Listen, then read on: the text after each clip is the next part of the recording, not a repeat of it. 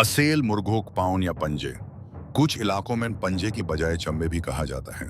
ये छोटे और बड़े दोनों किस्म के होते हैं।